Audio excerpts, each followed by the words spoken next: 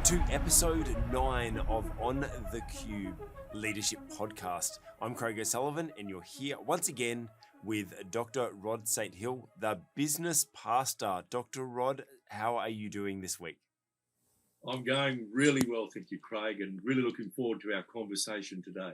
Yeah, we've actually got a number of items that are kind of, let's say, up your alley. We're going to be talking about some economics, or global economics, which is obviously a topic you love to talk about.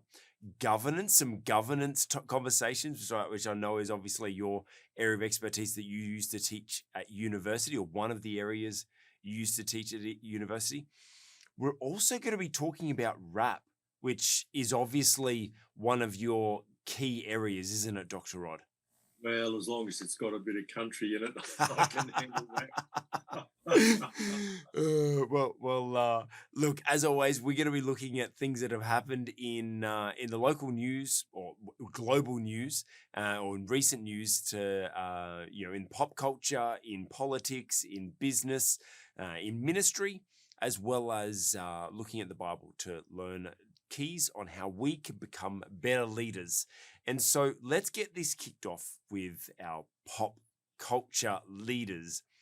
And one of, I suppose he's been a very social leader, or leader in for social reasons, and helping people out, and always had a very social cause to what he does. Bono. You know, obviously there's lots of background about U2 and everything like that. I was actually really surprised to find out the Christian, let's say, undertones to a lot of the things that they did. But there was an interview in the New York Times recently where Bono was interviewed, and obviously he's known for a lot of his charitable works and wanting to make the world a better place, I suppose. And it was very interesting that that he actually admitted that in his maturity in years, he's now had a change of perspective. And so our theme for this week is actually how leaders change. And because leaders can change in all different ways, and there's lots of different things that can be affected in that. And so Bono actually changed his perspective on how he believed the world could be helped, because he believed that, well, if you just redistribute resources, then there's enough money in the world to be able to feed everyone. There's enough support and resources in the world to be able to help everyone. And if we just redistribute it, then the world would be in a better place. Then he went on to say that he's realized over time that the key to helping people is not actually redistributing. Oh, there's a bit of a tongue tie. I'll get there. Redistributing resources, but he said it was commerce. That's right, entrepreneurial commerce, and that's a topic that I'm really keen on. Obviously, I too believe that one of the secrets to being able to help an area or a community or even a nation is entrepreneurialism. People being creative and solving problems, and there being a transfer of value amongst people, and that's what I believe that there's great advantages. But it's really interesting, Dr. Rod, that someone like Bono would go from a very socialist point of view of like, well, if everyone just had equal money, he's gone from that to now going, well, actually, commerce, and which obviously is capitalism. He then goes on to talk about globalism, which actually his view of globalism is a little bit skewed. But what's your take on number one, his shift in perspective, and number two, the result in his answer? Well, first, good on him Yes. for changing his mind when the facts suggested that he should. And of course, he justifies his shift in thinking on the grounds that he's visited a lot of countries, particularly in Africa, and he's actually seen how commerce can lift people out of poverty. So, it takes a lot of courage because, of course, he was seen as something of a leader in the whole, that whole area of thinking that says the best way to deal with poverty is to simply take something off the wealthy and just simply hand it over. In other words, to redistribute wealth. In fact, if you have a look at history, redistributing wealth when it has actually happened has actually led to poverty. Yes. Not the other way around. And, there's very compelling evidence now, which is published by the World Bank. Anybody can go and look at the data, readily available on the internet. If we go back to about the beginning of the 21st century, 44% of the world's population was living below what we call absolute poverty. It's defined at present as $2.15 US dollars. It's US dollars per day. So at the turn of the century, around about 44% of the world's population were living dreadfully poor, dreadfully poor. It's now down to around 8%.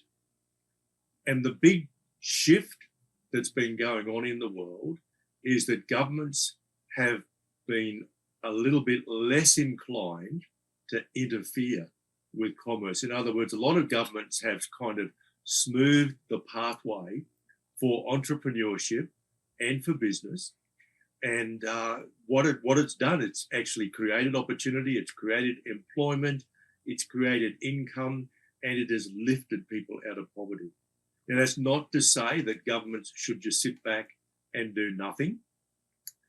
We do need to make sure that people are well educated and that people are healthy as well and that people are safe and secure. So governments have major roles to play in the area of, say, national security and also security within their borders. In other words, they've got to look after security and they've got to ensure that private property rights are well defined and are defended. Yeah. And as long as you've got a pretty good education system and people have got access to health services, that means they can work. And when the jobs are available, they do work. And look, it's absolutely biblically based because God created us to work. People need opportunities to work. And when they do, wealth is created and people are simply lifted out of poverty. And we've actually witnessed that over the last, in fact, it goes back to about 1990, these changes started taking place. And in a country like China, it goes back even further than that to the middle 1970s. And literally billions of people have been lifted out of poverty. So good on Bono for making the shift when he confronted a reality that was different to what he had believed. He had the courage to change his point of view.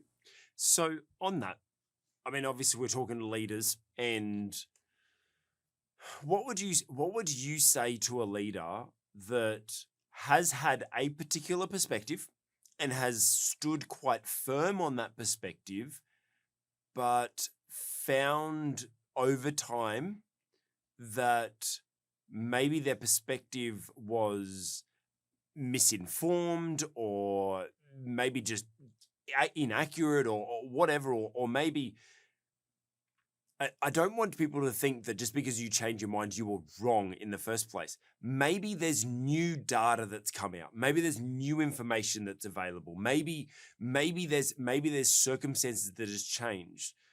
But how do we as leaders know, first of all, when to change, when to be open to new information? Because yes, we need to stand firm. How do we know what the difference is between good information that can change our beliefs and not misinformation that's going to lead us off off track? That's a difficult one because I think it's becoming harder and harder to rely on sources of information. We do have to be very careful about believing anything we see in social media. So we have to make a judgment about whether the people who are presenting information are doing so from a position of integrity. So we've really got to make a judgment about that. I think we have to look at our own experience. We have to look at the experience of others. We have to be prepared to sift through a lot of data, and also to read very widely. And for someone like myself, who's got a professional background in economics and management, I've got a kind of natural inclination to read a lot of research. Also, I am aware that just about every research paper published, particularly in economics, it will be coloured by the particular worldview of the authors. Yeah. One reason for that is you've got to make some assumptions to simplify the way in which we understand the workings of the world. So you've really got to apply a lot of wisdom, a lot of judgment. But in an area such as this, how do we release people from poverty? The evidence has been mounting for decades now that we cannot do it by transferring money or transferring wealth. This idea goes all the way back to the 1960s. The 1960s was declared by the United Nations as the decade of development. And the primary means of development was to transfer resources, financial resources in particular, from the richer countries to the poorer countries. And guess what? It didn't work. And people started writing in about the mid-1960s from then on saying, look, this approach to lifting people out of poverty just isn't working. Yeah. And the evidence is cumulative, I guess, over a long period of time. And look, we have to understand too that in a lot of the poorer countries, the education system doesn't work very well because it's run by incompetent and often dishonest, corrupt governments. They don't pay often and they don't pay well. Teacher absentee rates in many countries are 60% or higher. So if a child actually goes to school, they might not have a teacher in any case. And honestly, there has been serious research done that suggests that private enterprise, small profit-oriented companies providing education actually works a lot better in these countries than anything the government provides. Similarly, in the health area. So, private enterprise, I believe, was God's idea. Yeah. It goes all the way back to Genesis. It's all the way through the Bible. And yes, the benefits of private enterprise are undermined and marred by sinful humanity. And that, of course, is the case in every area. Yeah, but I see that as more of a, the old adage of a box of matches is neither good nor bad. It can be used to light a fire, to cook a meal and keep you warm, or it can be used to burn a house down. It's that same sort of thing, Pretty much. That's pretty much. I believe that, yes, people have misused commerce, but I believe real entrepreneurialism is the key that will save communities because number one, I believe that entrepreneurialism is just about solving a problem. That's all it is. It's going and solving a problem. That's right. It's finding a new way of solving a problem. Absolutely. Yeah. And so every person should be looking for a problem that they believe God's called them to fix and go and find a solution for that. When there's a solution, there will be an exchange of value. Now, that may be money, that may be I'm giving you a pump and you're going to give me water, right? Like there's going to be an exchange of value or whatever it is. And so, yeah, and that's why I love to see the charities that are that focus on micro giving for businesses. Microfinance, that's it. Yeah, microfinance, because there's so many studies that's shown that by giving someone purpose, by giving someone something to do in the day and then value to create, well, I mean, it's biblical because work is worship, right? Like biblical, it's biblical that God has called us to work and create things. We're created in his likeness and he's a creator God and we are creator beings as well. We need to create and you see someone find purpose in creating something, in working, and not only does it then provide value for their family, it then makes their mood better. They get better fulfillment. Their attitude changes towards things, and that you have become more aspirational and more positive towards things. And that in and of itself can become almost contagious, that as people are bringing up, when a business improves, they hire people and they give other people work, and they purchase supplies, so they give suppliers business, and also they're creating value for the community, whether it may be food or clothes or repairs to equipment or whatever. They're providing value, and so many people benefit from commerce. So yeah, I truly believe that look, I know lots of you want to be able to help. I know lots of you want to be able to contribute to the world. Don't give. See how you can go and support a business. See how you can go and support someone to start a business. See how you can support someone, like encourage people to be entrepreneurial, get their creative juices flowing, and find a problem to solve. And definitely. And so, Dr. Rod, back on the leadership thing, when we change our views, how would you suggest we approach that? That, okay, we've done the research, we've found it out. Do we admit that we're wrong? Do we how do we do it in a way that doesn't discredit us, and also doesn't bag out anyone, obviously, that still thinks the other way? Because we need to be careful and conscious of that. Yeah. So look, this is all part of our integrity as leaders. If we do, maybe we don't need to say, look, I was wrong on that, but I think we should be honest enough to say, look, my perspective has changed, my view has changed, I've come to a different conclusion. Sure, you can say, yep, I was wrong if you want. I've been wrong about plenty of things. And I am willing to change my mind or my perspective in the light of evidence, and in particular in the light of my ever increasing understanding of the Word of God. And that comes through listening to a lot of teachers, reading what a lot of people have written, and weighing that up against everything else that I've accumulated by way of knowledge and understanding over a period of time. And what it really means is a good leader is a lifelong learner. That's really committed good. to learning. And learning is about looking at new evidence, considering new perspectives, and weighing that up against, the accumulated knowledge and understanding that you have, and asking yourself the question, do I need to make a shift in my thinking? And, I can understand Bono. I know Michael Novak, a very well-known Catholic theologian, was quite socialist in his younger days, but I think it was the last book he published before he died. It was titled Social Justice is Not What You Think It Is. Mm.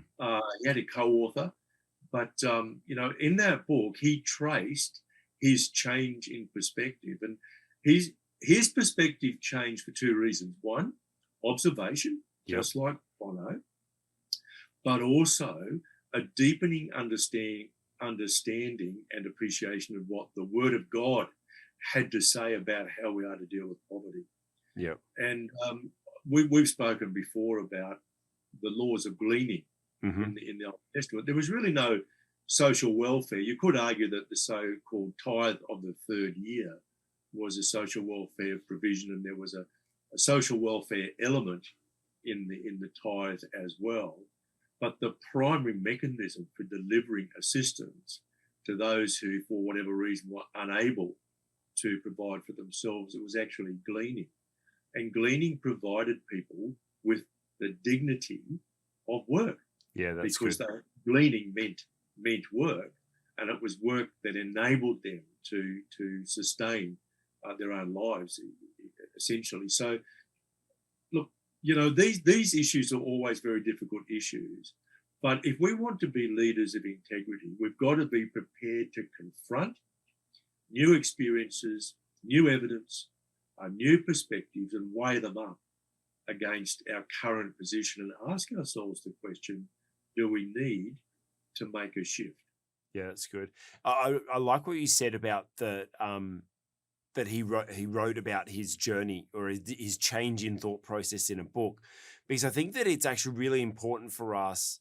Like, one thing, when we change our mind on something or change our view on something, we need to understand that we've gone through a journey ourselves. We've gone through a journey of thought processes. We've read something, we've heard someone say something, we've had an encounter, we've had a revelation. Like, we've gone on this journey. We can't expect that just because we've made a decision around something that now our followers will automatically change their view on that, right? We can't just say, well, I've changed my view and you should change your view too. No, we need to understand that they too need to go through their journey. And so it's really important when you're sharing about your change in viewpoint or change in worldview or change in perspective on something, share your journey in obviously a brief moment. You don't share the full thing, but kind of hit some of the key, I suppose, moments that I like to call them the defining moments that caused you to change your perspective, caused you to prick your ears up and go, maybe I'll think a little bit more about that. Because if you're able to share about those thought processes or those emotions during that time, maybe that might trigger something in the other person for them to be able to go along that journey as well, so that when they go home and think about it, they don't have to take the full journey that you did. You can accelerate them through that journey. So look, as leaders, it's okay to change your view and perspective. It's okay. But make sure that you make sure we're researching, make sure that we're taking our knowledge and our experience into hand, using wisdom.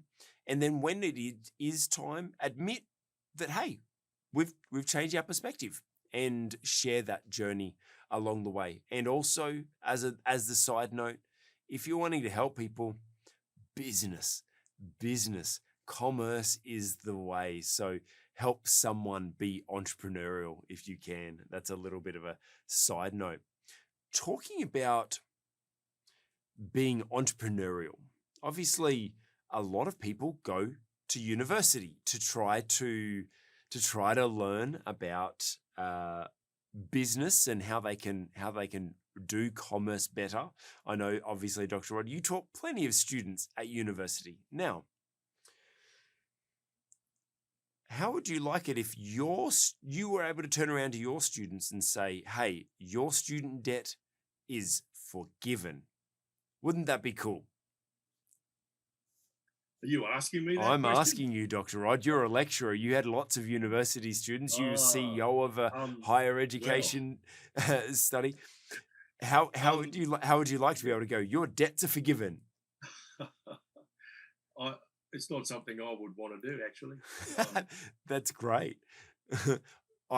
Look, we got obviously transitioning into our next story about Joe Biden in our political leaders segment, talking about Joe Biden forgiving student debt, going back and now forgiving $20,000 worth of student debt. Now, first of all, when leaders change, well, they've changed now to say, okay, student debt is forgiven.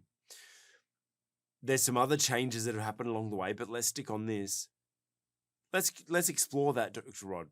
What's your view on this debt being forgiven? Look, the big problem with it is it's arbitrary, and not everybody's debt is being forgiven. Mm-hmm. And rational human beings are not going to invest in a university education if they don't think that they're going to earn more than enough to pay back the loan in any case. And it's a real privilege to be able to go to university. And I don't have an issue myself with fees being charged. I don't have a big issue with students taking out loans in order to be able to finance their university. it can be pretty tough, of course. Yep. And then you're repaying those loans later on. But my main concern with this particular policy announcement is that it is quite arbitrary. Not all debt is being forgiven, and there are plenty of people who have debt. This is debt on their studies, who are not going to be eligible. And of course, there's lots of people who thought they might have been eligible, and it turns out they're not. So, Yep.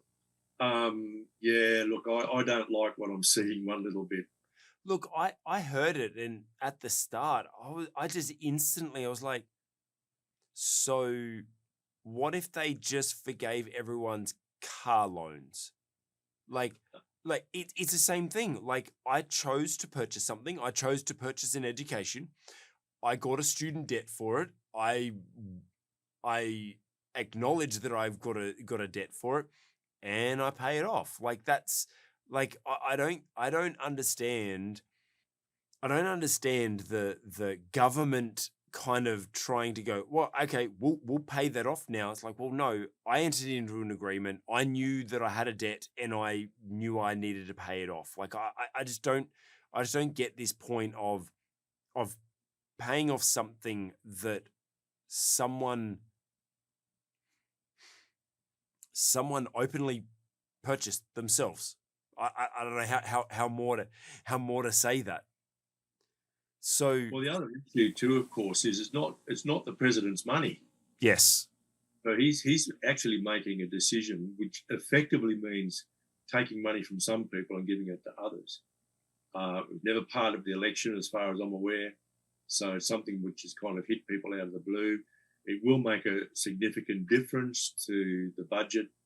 And look, when there's a budget deficit, someone has to pay for it. Yeah. It has to be paid for ultimately by higher taxes down the track, by less spending, or through inflation. And of course, what America is seeing at the moment, that grossly irresponsible government spending is resulting in inflation. So that's the same thing as a tax. Yeah. It has the same effect on the individual and on the family as a tax.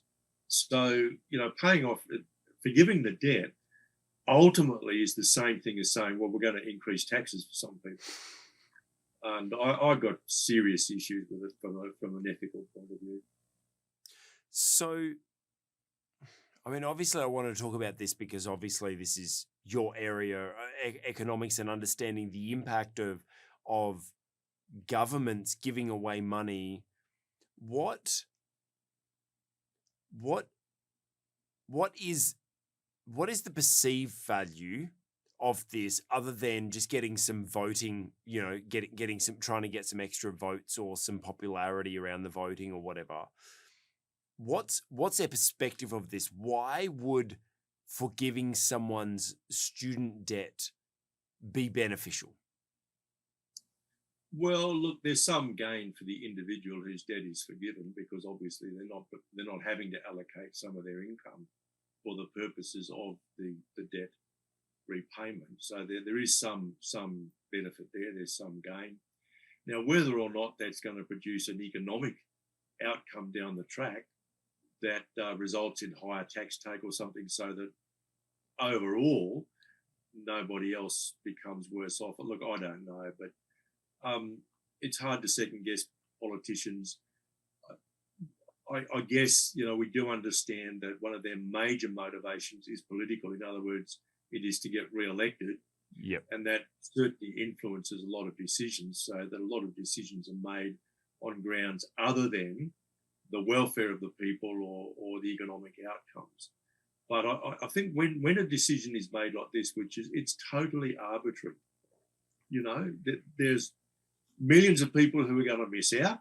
Yep. Even millions of people who have loans that are now held by government are going to miss out on the latest information released by the Department of Education. So it's very hard not to draw the conclusion that this was something which was designed to get a few news bites, hopefully win a few votes, and essentially kick the can down the road, because the issue of financing this is going to happen, a little bit down the track. So let's bring this back to us as leaders, right? Because obviously not many people watching this will be be forgiving billions of dollars of student loan debt. But obviously, one of the things that have changed, in this story is the fact that, first of all, it was going to be student loan forgiven. Now it's like only a certain amount. Now it's only government loans. Now it's only some of government loans. Obviously, there's a lot of changing metrics along the lines here. Quite often, leaders can get excited about something and share something with their team and kind of promise something that they can't quite deliver on. How would you approach this or how would you advise a leader of, let's say, an organization or a ministry or something that they've gotten this big vision, they've promised something, and now they have to claw back on it? What's your advice to them? Yeah, well, the first thing is to check that your brain is in gear before you open your mouth. Yep. So be very careful about trapped into making any kind of statement without having an opportunity to think it through. So what this means is, look, if you've got a public role, as politicians do, CEOs often have a public role, say directors of a company often have a public role. You really need to make sure you know your position on all the important things before anybody even asks, so that you've already framed within your mind what your response is going to be. And I think because of the news cycle, politicians do tend to, I guess, act for the next news bulletin and worry about cleaning up any mess they might create into the future or delegate that to somebody else. I don't like this way of politics. I don't think it actually does any good in the long run for anybody. But it just seems to be that these days politicians, they want to get that 5-second news grab, and sometimes they exaggerate. I wouldn't say they necessarily lie, but I think they often make statements without having thought through those statements carefully beforehand. So look, leaders need, among other things, to be very thoughtful people, and they need, as often as possible, as often as they possibly can, to think through their position on all of the stuff they are likely to be asked. So look, if you're a CEO going into a staff meeting, think about what questions might come up. If you're the chair of a board, think about what might come up at the board meeting. If you're going to do a press conference, well, think about what the media representatives are going to ask you and have a cogent, coherent response. But I think we should be very, very careful not to exaggerate and not to make off-the-cuff promises. And we've got to always understand, look, even if we're the chair of the board of a public company or a CEO or a manager, and we don't own the company, we're their agents, and it's not our money. Yeah. It's not our money. One of the points that Milton Friedman, very well-known economist, made in an article that was published in, I think it was the New York Times in 1972, was that it's all very well for companies to make these great sort of social statements and give money away. But his big point was, well, hang on a minute. That's not something that the shareholders have necessarily discussed. And the profit doesn't belong to the board. His strong plea was, you pay the dividend to the shareholders and let them decide what they're going to do with the money. Yeah. And I think there's a lot of leaders in public life today have totally forgotten that. Yeah. And we see that in so many public companies today, which have got hooked on corporate social responsibility and this new ESG that's costing billions of dollars, and forgetting, well, hang on a minute, let the shareholders sort that out when they get the money in their pocket.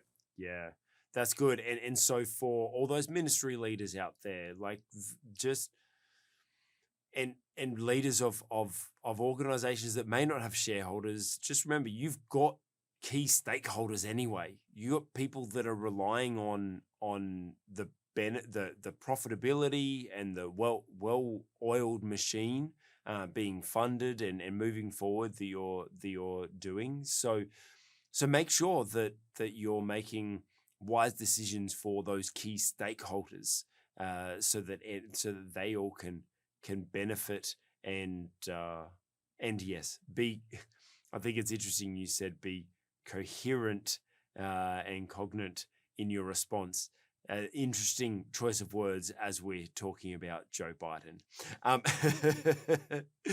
But talking about shareholders is a great transition into our next topic. Let's talk about our business leader section, and let's talk about an organization that no longer has shareholders or public shareholders.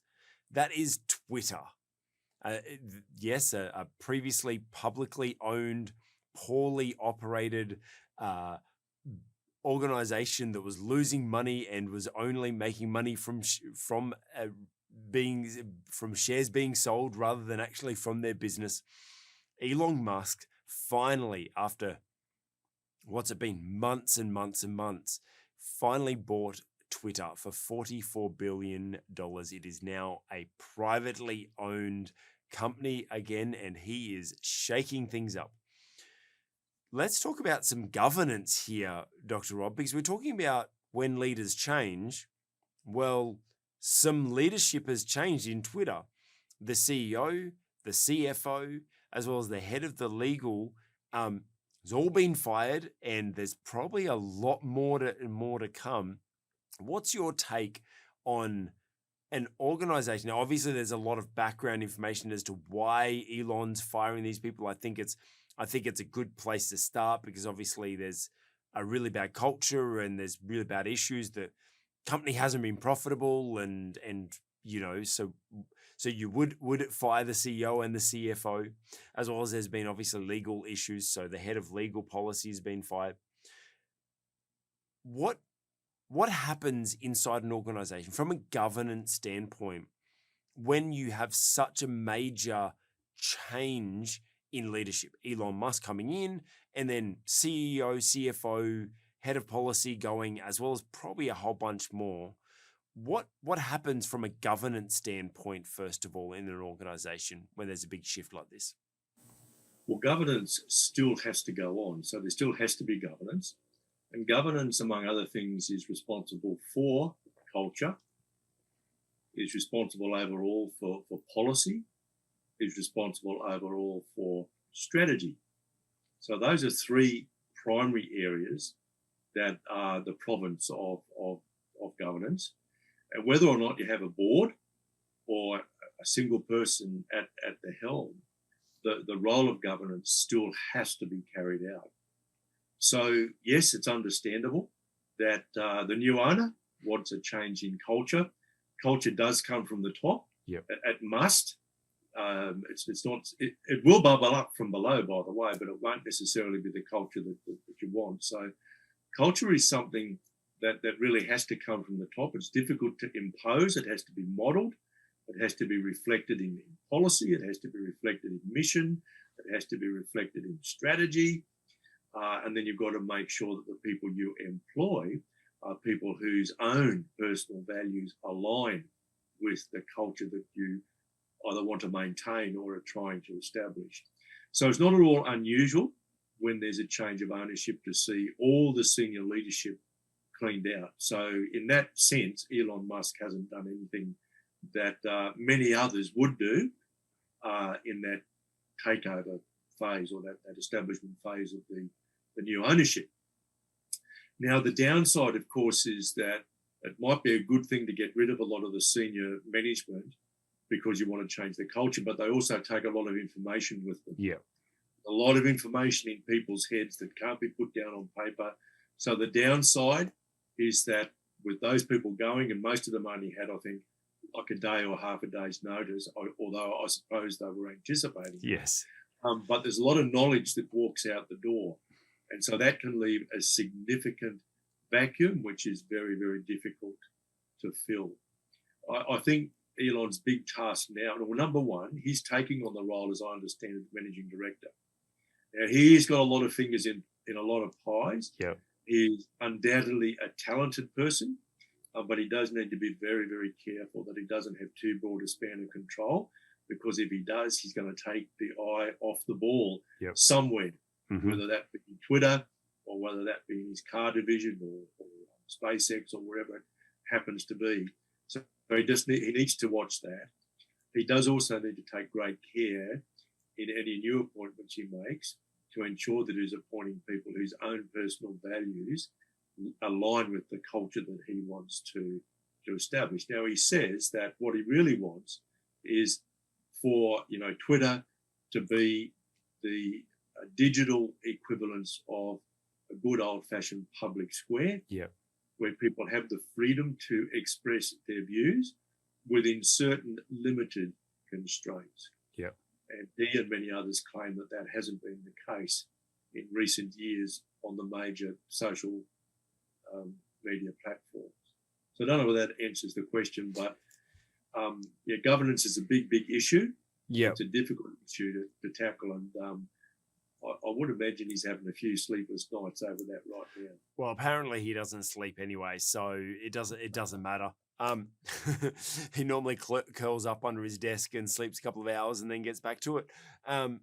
So yeah, and you mentioned the effects of his other companies. Yeah, the share prices have dropped since this whole announcement, and they've dropped quite a bit. He didn't have $44 billion cash in his pocket. No. He's had to sell some shares, and that's inevitably affected share prices. But my worry would be more that if crises erupt in 2 or 3 of his businesses, he will have to take his eye off the ball in 1 or 2 of them in order to focus on the one which is in crisis. So I just think he will need to be quite careful, and I hope he is surrounded by highly competent, highly loyal men and women with great integrity and whose own values align with his. Yeah, that's good. I actually feel like knowing, or kind of, being able to observe the type of person he is, he'll come in, obviously point some changes, but as soon as he's got the right team, and knowing that he's got the right team in there, I know that his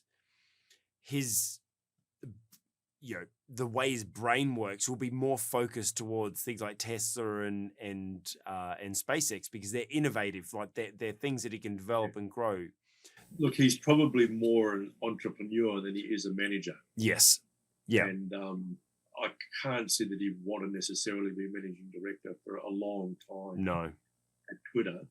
So once he's established the kind of culture that he's looking for, he will probably relinquish that position. And maybe this is a conversation for another time, but entrepreneurs and managers are not the same. No, 100%. Entrepreneurship involves a lot of creativity, a lot of reflection, a lot of innovation. Good managers, as it were, come after that. Yes. And on the whole, entrepreneurs don't make really good managers, and managers don't make really good entrepreneurs, and you don't always have a combination of both in the same person. And they're both forms of leaders. Like, it doesn't mean that just because you're one or the other doesn't mean you're not a leader, or doesn't mean you have to be both. You need to know what your path is. You need to know what your calling is, because they are completely different callings. So obviously, Dr. Rod, not everyone is able to have CEOs and CFOs and not necessarily be firing them. However, there'll be many people running organizations, whether they be ministries or businesses, that have some toxic people in quite significant leadership roles that they need to get rid of. Obviously, you've heard the old adage of hire slow, fire fast, that kind of thing. And we always encourage our clients, like when they have when we have a troubled staff member, get rid of them straight away. Even if they've got their 2 weeks, 4 weeks, whatever their contracted time is, still pay them for that time, but get them out now. Like, get them out, because you don't want them sitting around making a mess, spreading toxicity, stealing information, whatever. So obviously Elon got rid of these people and didn't give them any notice and just told them out because he obviously didn't want them to take stuff. How do we manage that? Because obviously key people, like you said, they've got the information in their brains. They not everything's documented. It will create a big vacuum, a knowledge vacuum, as well as a skill vacuum in our organization. How do we promptly get rid of people that are in key positions and protect the operations of our organization? Look, it's not easy, and different jurisdictions have different rules. In the United States, of course, in many employment contracts, is what we call employment at will. So a boss can dismiss you at morning tea time and say, be gone by lunch. Similarly, you can say to the boss, look, I'm out of here, I'll see you later. In places like the United Kingdom, Canada, Australia, and many other countries, there are what they call protections for employment, unless you've opted out by way of a specific clause in your own contract. And even then, some of them are subject to legislation and so on. But I think we've got to, as Christian leaders, we've got to sort a couple of things out. Yeah. First, what is the purpose of our organisation? So we need to be convinced that we know the God-ordained purpose of our information. And the question we need to ask in relation to individuals within the organisation is their presence actually undermining our capacity to fulfill our God-ordained or our God-given purpose?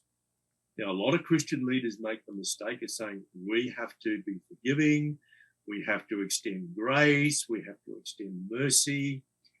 And a lot of people will criticize me for saying this, but if you've got a God-given purpose for your organization, you can't undermine it by employing the wrong people. Mm-hmm. And in fact, it has been argued, and I agree, that it's not an expression of neighbour love to keep someone in an organisation when they're the wrong fit. Yes. If they're a square peg in a round hole, it's not good for your organisation. It's not good for them either. It's not good for the team, because the team will have to be It's carrying not good the for anyone. weight and put pressure on them. No. Yep. Mm-hmm. Not at all. Now, the other thing is, God is our provider, not me as a Christian leader or as the director of an organisation or as the CEO or whatever. Now, you've already alluded in your foregoing comments, Craig, to the fact that there are ways of doing it. You've got to do it, but there are right and wrong ways of doing it. And you've already mentioned that if their contract says there's a 4-week period or a 6-week period, then pay them out. And I would say go beyond that if you can. Help them find another job. Help the square peg find a square hole, because that's the neighbour love thing to do. But I would also say this: don't undermine the purpose of your organisation in doing that. Yeah. And look, I've been asked for advice on this. The chair of a board asked me once in relation to a very senior person, look, this person really is undermining everything we're trying to do. How do we get rid of them? Should we get rid of them? I said, yes, you should. But if you can afford to, look, this person clearly is having great difficulty in fitting in with the values of your organisation. Therefore, it's not good for them and it's not good for you. If they say, and it was a Christian organisation, by the way. It's not good for them, it's not good for you if they stay. But to the extent that your budget can sustain it, help them through to their next position. Yeah. If that means allowing them to use, computer resources, whatever resources of the company, let them do that. If that means paying them even beyond whatever contractual or legal obligation that you have, do that, because neighbour love really demands that we help people find the right job for them. Yeah. But I think it's very, very important that as leaders, we guard. See, we are the guardians of the organisation that God has created for a purpose. Yeah. We are not the provider for our staff. God is their provider. and we must not try to play God. That's great. Yeah, we can find ourselves in that position way too often. I suppose that it is something that we need to check ourselves on as leaders. It's like, just remember, you're not their savior. There's only one savior, right? You're not their provider. There's only one provider, right? Like if we do need to kind of get off our high horse sometimes and just go, you know what? That person might actually thrive in another organization.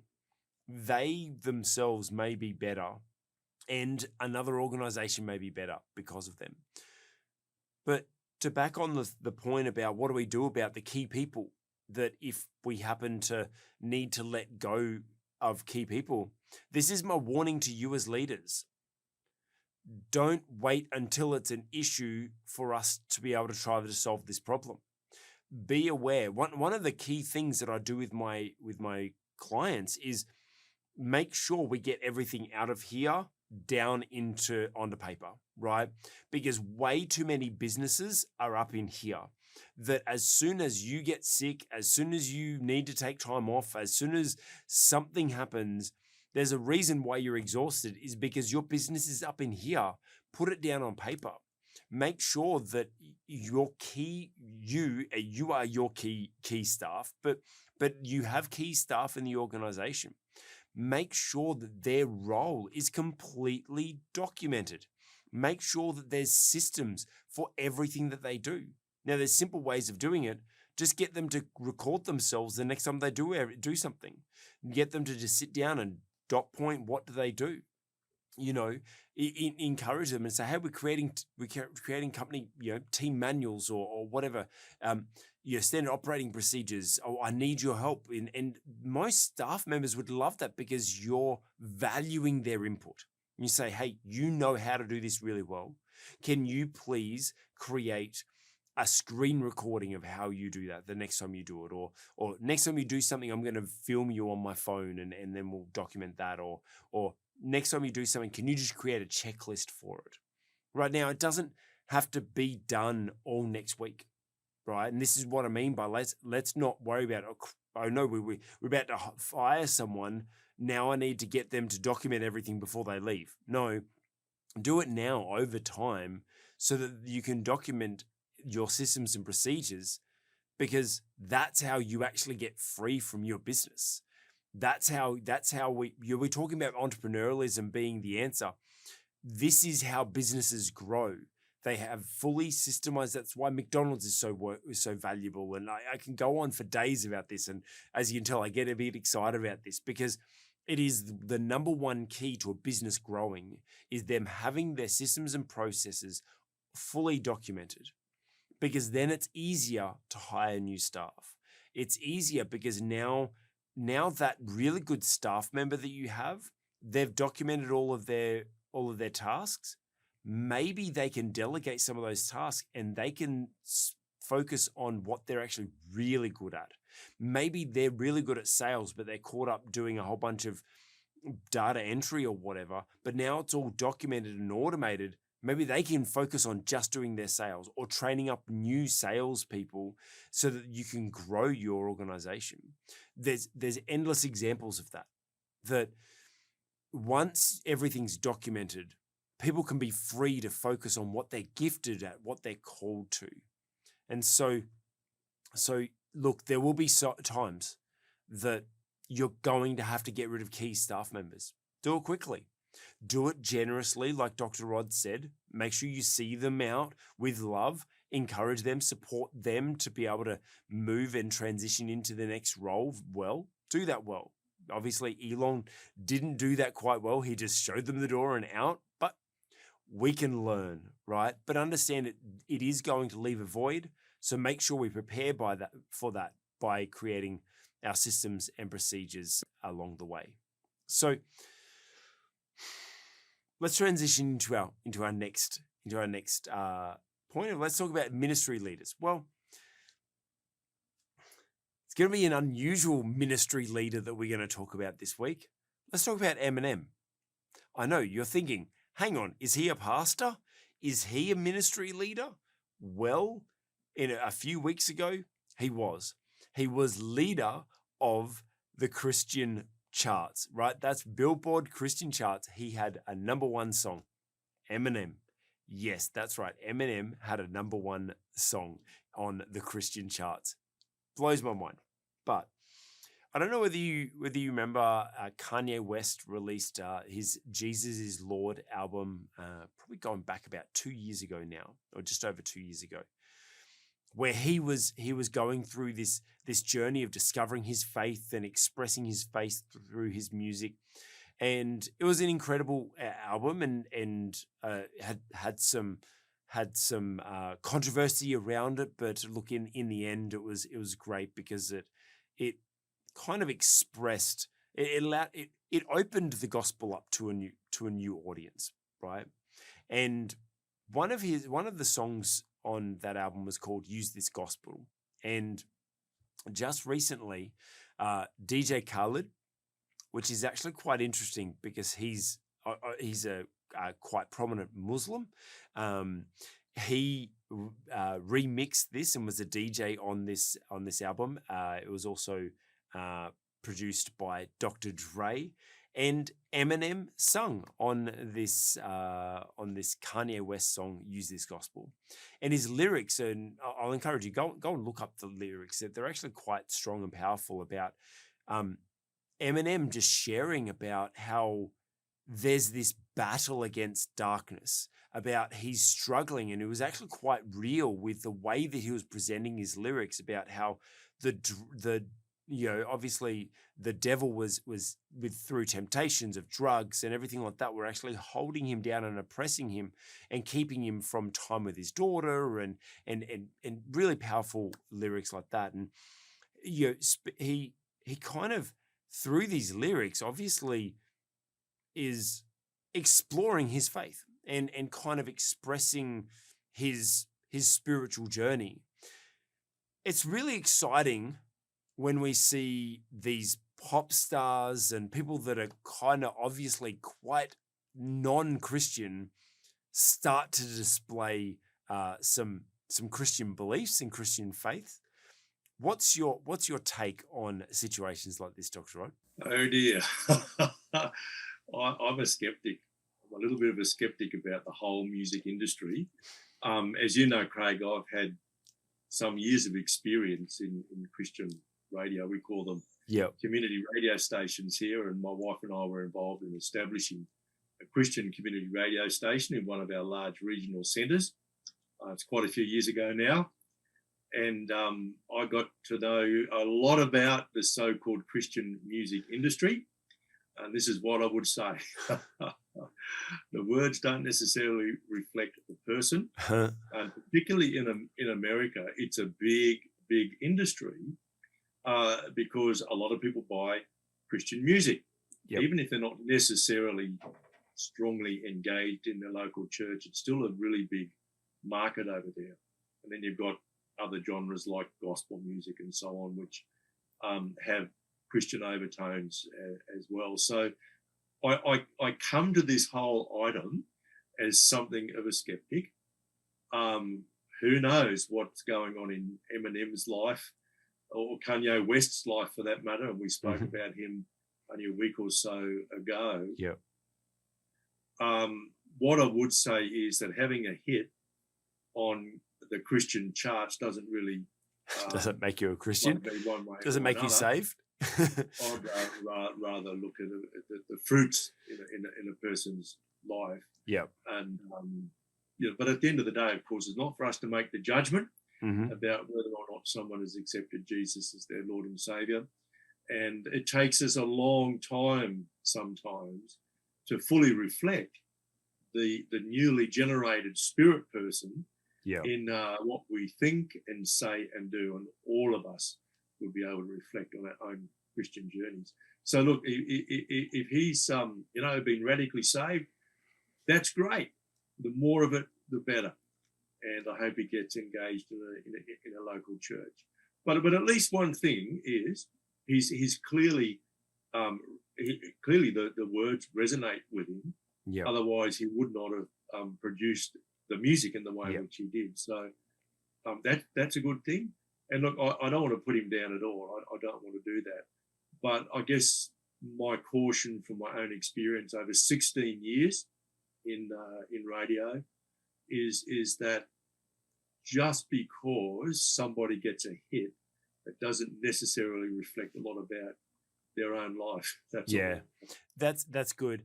And look, I think that if you look at the lyrics, they're not superficial lyrics. You can tell that They're not at all. there's quite they're not platitudes like some people would be tempted to do. They're quite profound, and I kind of feel like, wow, there's obviously some sort of a spiritual journey he's on because of this, which is great. But the reason why I wanted to bring this up is, well, what do we do when leaders change, right? So someone like Eminem, obviously very influential. A lot of people follow him. Now he's making this transition, or appeared to make this transition into a faith. But I think that we need to be careful when leaders make transitions like this, that it can be quite easy for us to get wrapped up in. And you saw it, like I saw, like all of a sudden YouTube and everywhere was, the social media was flooded, like, oh, Eminem, he's now good because he's a Christian now he's a great person. I can follow him, and I can, and we can get caught up into, because someone's now said something Christian or faith-based, that now it's like, oh, now that person is a good influence for me. That's completely not the right, the right attitude to take. Like you mentioned, it's about the fruit, right? That we need to be very careful. Now, this is no dig against Eminem. I've grown up, I very big on my rap. I grew up on rap, and I really, really love my rap music. Very grateful when I came across Christian rap music, because I had deleted all other rap from my library, from my music library, and so I really appreciate it. And it's great to be able to hear a song from Eminem that speaks to me a little bit. But I don't now all of a sudden go, okay, Eminem, now I let all Eminem's music back into my repertoire, into my library, because I can now be influenced by Eminem. I think that this is just a warning for, what do we do when leaders change? Well, we need to be careful. We need to be careful when they now make a change to our side of the aisle, or whatever that you may view it, that just because they're on a journey doesn't make everything that they do now okay. And so we need to be very careful of who we allow to influence us and why. Dr. Rod, do you have anything else to add to that? The other thing I would say is this: pray for him.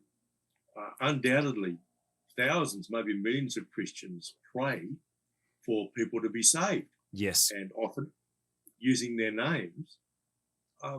It worries me, when we kind of put them on a pedestal, because I think that makes it difficult for them. Yes. We've got to understand that, certainly my theology says that when we receive Jesus Christ as our Lord and Saviour, it's the inner spirit person who's renewed, who's born again.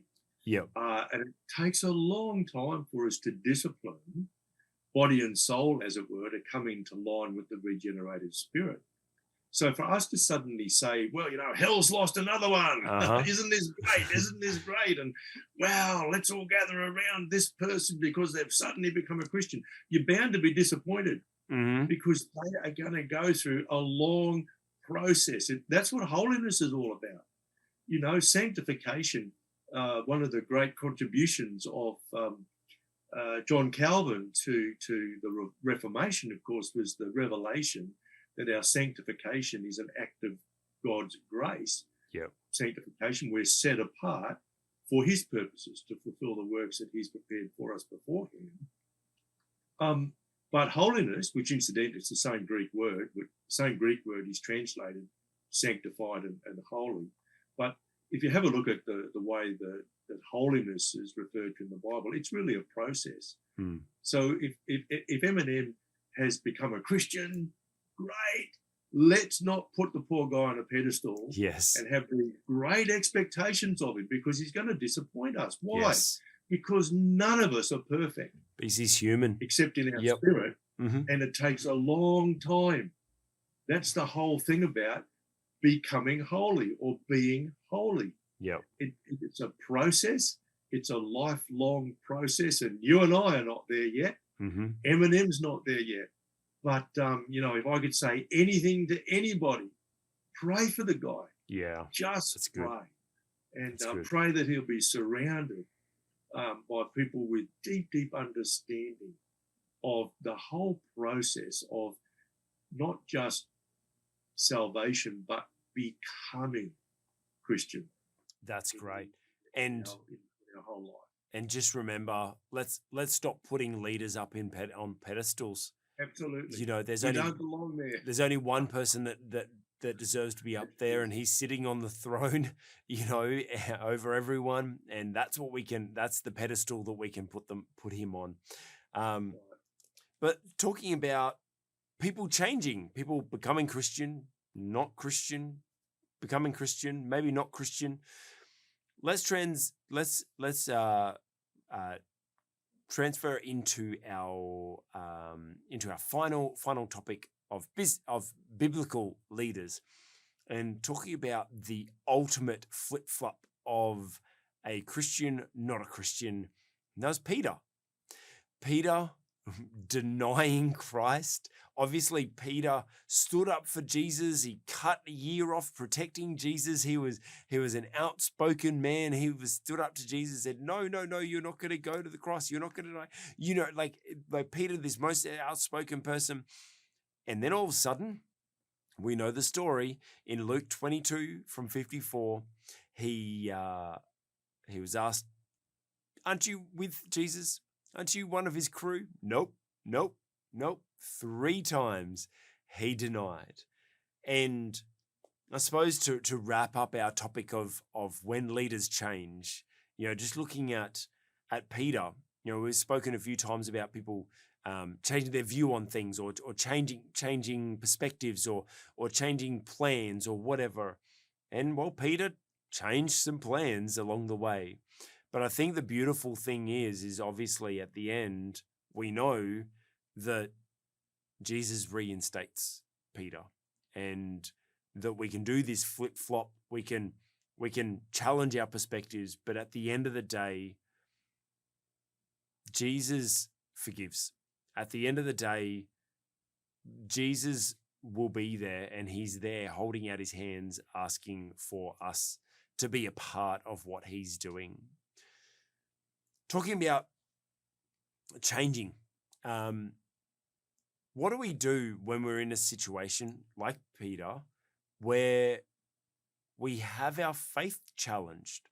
Now, obviously, it's quite easy for us to go, oh, well, I would never deny Christ or anything like that. But, there's people now that are losing jobs because of their religious beliefs. There's people losing their heads because of their religious beliefs and things like that. That how do we stay strong in that situation where our beliefs, now it may not be necessarily a belief about Jesus, it may be just our belief about our faith in general and how we worship or whatever.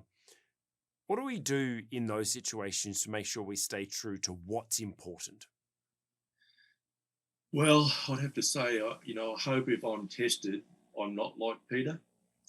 None of us can really know until we're in that situation. So I think we need to be a little bit careful about saying, well, this is what I would do, or point the finger at somebody else.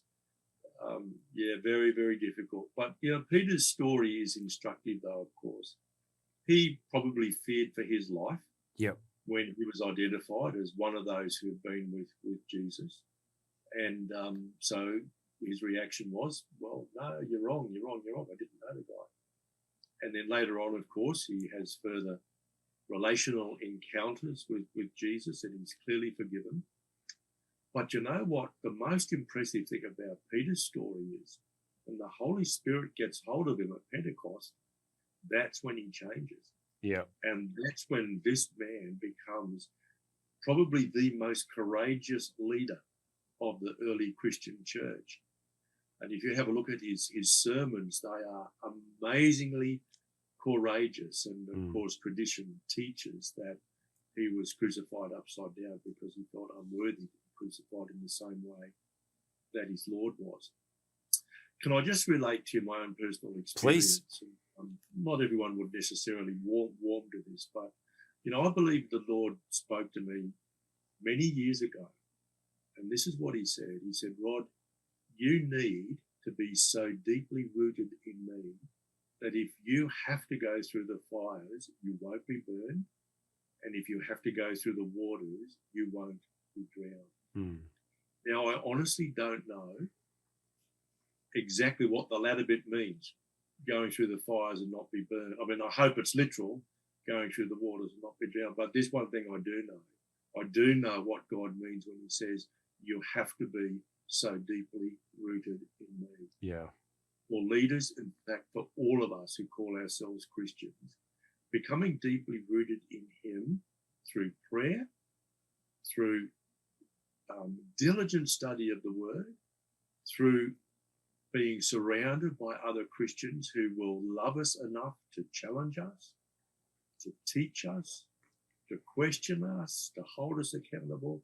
It's absolutely indispensable. And honestly, Craig, if I was in the same situation that Peter was at the crucifixion, I hope I would act differently. But I don't know. I just hope that on the day, if I am, called at that level, that I will in fact have ordered my life so that I'm so deeply rooted in him that I have no fear and that I am prepared to actually stand up for God's truth, regardless of what the consequences may be. Jesus himself, I think, found the courage to go through the cross, as the Bible says, because of the joy set before him. Yeah. So he had his eyes on eternity, and I think we have to keep our eyes there as well. Yeah, I think that the key that I get out of the story is the reinstatement of Peter. Yes. That, yes, we may not overtly go, no, I don't believe in Christ, but we do it on a daily with our actions and our choice to do something without God. You know, our choice to do something against what we know is right. That's us denying him. But I think the main part of the story, which I actually find really interesting, is not in Luke, because Luke actually, Luke was a doctor and he was very detailed. It's the longest of the Gospels, and so it's the most detailed. You would have thought, and I'm surprised that he actually left that bit out of the Gospel. And you have to go to Mark and John that actually talk about the reinstatement of Peter. But I think that part of it is actually the crucial part of it. Is like, yeah, you can make mistakes. Yes, we can flip flop but at the end of the day, why was Jesus able to reinstate Peter? Because Peter was close to Jesus. Because Peter had relationship with Jesus. And it was through that relationship that Jesus was able to reinstate him. And that's, like you're saying, be so rooted in him that throughout the challenges, you'll be able to withstand the fire and withstand the rising waters. That we, as kind of going back to that same thing that I mentioned before, is it's not about what you do in the time of trouble. It's what are you doing in the preparation for? Well, I don't want to wait until it's time you're being challenged to know how you're going to respond.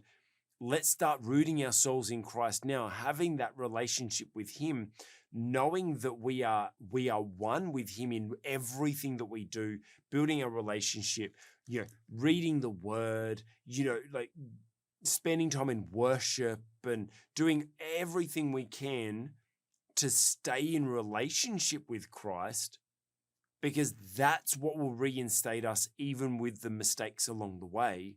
And hopefully, like you're saying, that's what will give us their foundation when we do face those challenges, so that we don't get burnt in the fire, so that we don't get drowned by the waters. Dr. Rod, leaders change, right? We've spoken about it today. Leaders change with their views on capitalism and versus socialism. They change their views on whether they're going to pay for student loan debts. They change leadership positions, disappear. They change leaders. Ministry leaders can change from non-Christian to Christian in a moment, and like we saw in biblical leaders, leaders can flip-flop from time to time. But I suppose throughout this, the key, I suppose, is that let's make sure we're leaders that are rooted in Christ. Let's make sure that we're leaders that are getting our wisdom from Christ, making sure that we're reflecting the biblical wisdom that is in front of us and available to all of us. So I hope that that's been inspirational for you today. I hope that there's been some interesting stories. I hope there's been some practical information there for you, as well as I hope that there's been some good spiritual challenging for you today.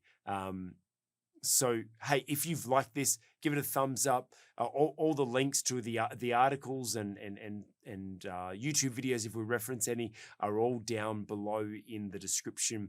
And hey, if you like this and would like to watch more of this, we would absolutely love it if you would consider subscribing. It would be our honor if you would subscribe to our channel and hit that bell notification so that you can find when we are releasing more of these videos. But Dr. Rod, thank you very much once again for joining us today and sharing your wisdom. It's always good to be with you, Craig. Thoroughly enjoyed it. Awesome. Hey, bless you, Dr. Rod, and bless you. And I hope that you have a spectacular week. We will see you on the next episode of On the Cube Leadership Podcast. See you later.